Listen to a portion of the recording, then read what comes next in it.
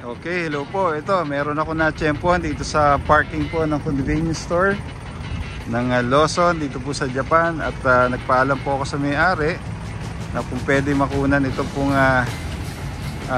boom truck, no? Ito po ay NPR series na latest model po ng Isuzu Elf. Yan po, ano? Ayan, may bago na naman po tayo. Yung nakaraan po ay Isuzu Elf na cement mixer. Ngayon naman po ito NPR series na boom truck. Okay, tingnan po natin yung ano nito, yung engine. Simasen, caution brake dati engine mitai desu ya. Kono hen caution brake toそうです、いいですか？このすいませんけどこれこのcaution brake to. Ito, ang engine ay 4JZ1. Yan po, no? 4JZ1. Simasen. Gumen. 6 studs. Wow, sugoi. Wow. So, ayan po ang makina, no? Pinagbigyan po tayo ng may-ari. Napakabait po. 4JZ1 engine. Bagong-bago po.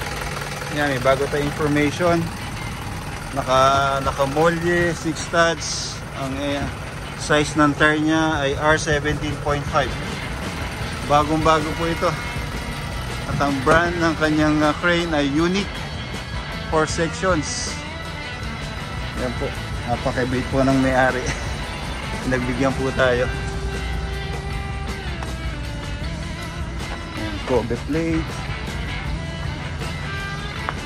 Bagong-bago po.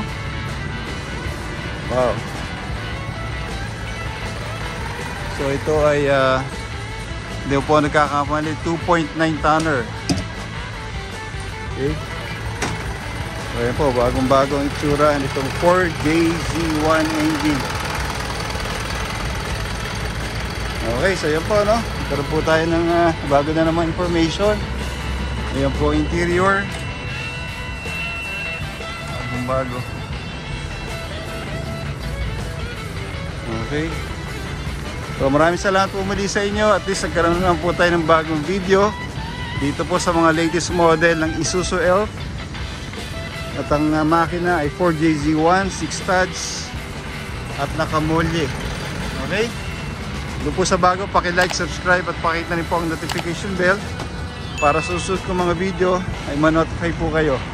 Maraming salamat po muli. Jomar Castro ng JC Trading dito po sa Kobe, Japan. God bless you all. Sayonara.